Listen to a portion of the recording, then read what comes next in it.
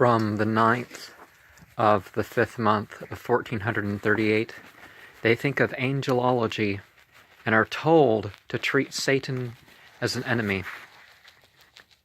As there is a chapter, surah, in Al-Quran entitled Al-Jinn, the invisible or the fire beings, it makes sense that there would be one entitled Al-Malaika, the light beings, or the unfallen angels.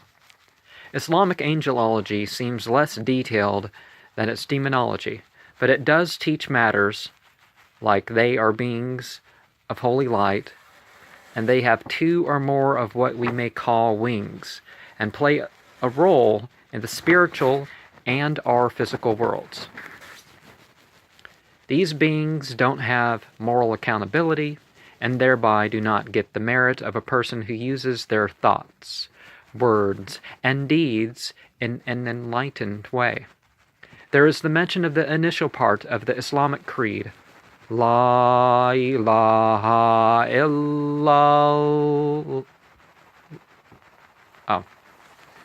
Illahuwa instead of illallah. Okay. Same thing. Is a variation on the no God but Allah principle here.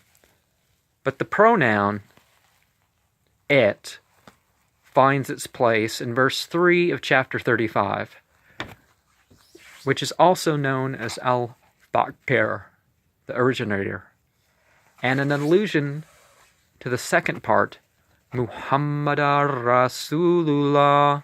Muhammad is God's messenger prophet, by mentioning of how Muhammad was mocked like the previous prophets, and we have the teaching in about how the current life can be a deceiver, and there can be an influx deceiving us. Quranakum. Then Al-Quran 35:6 lays forth the accusation that it is a shaitan, and that we should act like he is our enemy, leading his faction, his bahu, into a blazing fire, a sa'ir. It seems that the prophets of God were opposed, and people even knowing chose Satan and hell instead, for as long as there has been something that could be regarded as civilized man. The passage goes on to mention how God allows beings to be led astray by his standards, are guided according to his standards as he wills, and makes proclamations of Allah's power and knowledge.